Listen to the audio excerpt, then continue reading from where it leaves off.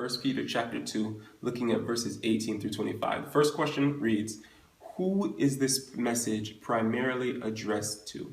And right there in verse 18 it says, slaves, submit yourselves to your masters with all respect, not only to those who are good and considerate, but also to those who are harsh. So we're talking about slaves, and these are Christian slaves who this message is being addressed to. The second question is, how would you summarize the message to them? Someone in our study said, just grin and bear it. Well, that's not far off. He's really telling them that they, even though their masters may be harsh, maybe unkind, maybe unfair, they should submit to that treatment, but for conscience sake towards God. And that's the most important concept here that we want to emphasize. In verse 19, for it is commendable if a man bears up under the pain of unjust suffering because he is conscious of God.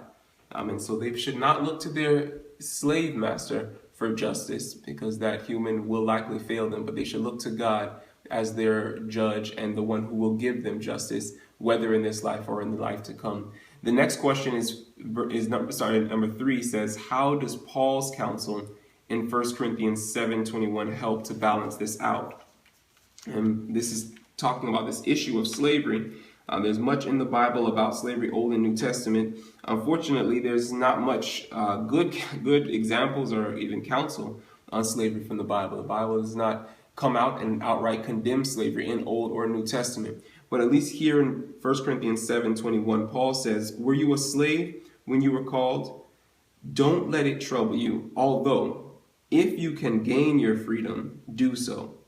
So Paul is not saying that we should just stay and be slaves. We should, if we're able to gain our freedom, they should be able to gain their freedom, should use that. Now, though the Bible does not condemn slavery itself, it does talk about the equality of all humanity, and thereby emphasizing that it's not right for any human to own another human. No human is property that should be owned or used according to the will or whims of another human. So the dignity of mankind is broadly preached throughout the Old and New Testament. And so on that basis, we can come to the conclusion that slavery has never been, nor will ever be, a part of God's will for humankind.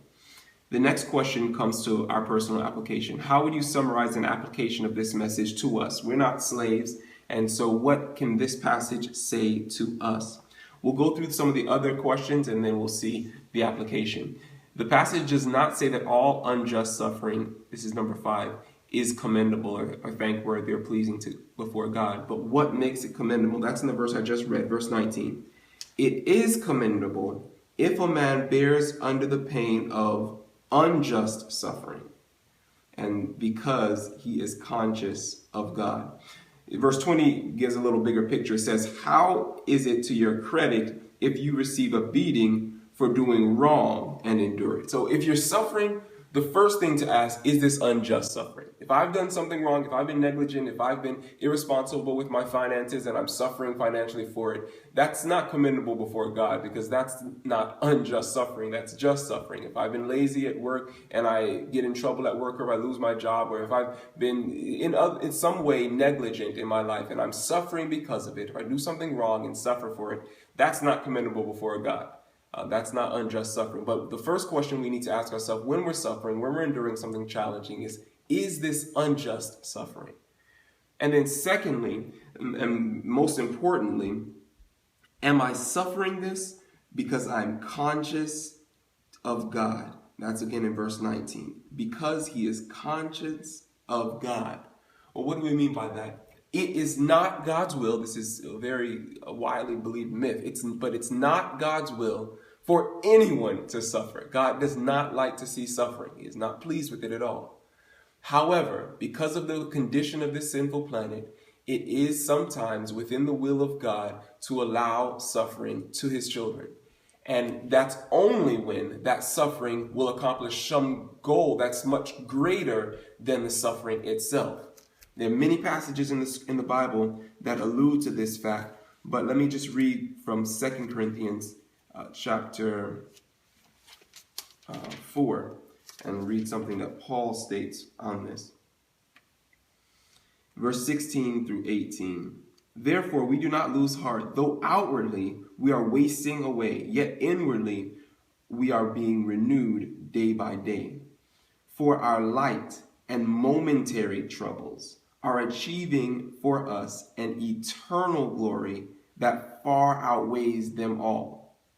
So we fix our eyes not on what is seen, but what is unseen. For what is seen is temporary, but what is unseen is eternal. Verse 17 again, it's referred to the suffering that we're enduring. And Paul's talking about the suffering he endured. He was beaten, he was shipwrecked, he was many times running for his life. He was stoned to death even one time. But those things he considers light and momentary troubles. They weren't light, they weren't momentary of themselves, but when compared, that's the most important thing, when compared to the eternal glory, he says that far outweighs them all. And so this is the only reason that God would call us to or allow us to endure unjust suffering, when he knows that that unjust suffering will be far outweighed by the glory that will be revealed as a result of it. When the payoff, the return on that investment of suffering will be so far outweighing the suffering itself. That's the only time God would call one of his precious children to suffer. And we see that here in the example of Jesus. Peter, back in the example, he says in verse 21, to this unjust suffering being when you're doing it for conscience toward God, to this you were called because Christ suffered for you, leaving you an example that you should follow in his steps. And so we see Jesus suffered unjustly for conscience sake toward God. We see in Gethsemane the primary example of this. He comes to the point where he says, look, I don't want to endure this cup. I don't want to drink from this. I don't want to go through this suffering. And he tells God that, but he says, nevertheless, not my will, but your will be done. Is this because I'm being conscious toward God? Is this the will of God that I endure this unjust suffering? That's what he's asking. That's what he's investigating in the Garden of Gethsemane. And he comes to the conclusion through prayer that it is God's will for him to endure this unjust suffering. But again, the most important point for us to look at when we're suffering unjustly, is this the will of God for me? Because there are many times even that we may endure unjust suffering, but it's not God's will for us. An example of this is the prophet Elijah. You remember the prophet Elijah goes and tells Ahab that it won't rain unless he gives the word, because God had told him that by the word of the Lord. But then God tells Elijah, don't stay there in Samaria. Don't stay there before Ahab and Jezebel. Don't stay there and wait to endure unjust suffering. Who knows what they would have done to him if he stayed there. There are many prophets of God, many righteous men and women who had to endure unjust suffering at the hands of persecutors, but Elijah was not called to that. God said, go and flee to the brook Cherith, and there I will protect you and keep my hand of protection on you. Here we see it was not God's will for Elijah to endure unjust suffering. And that comes to our own life.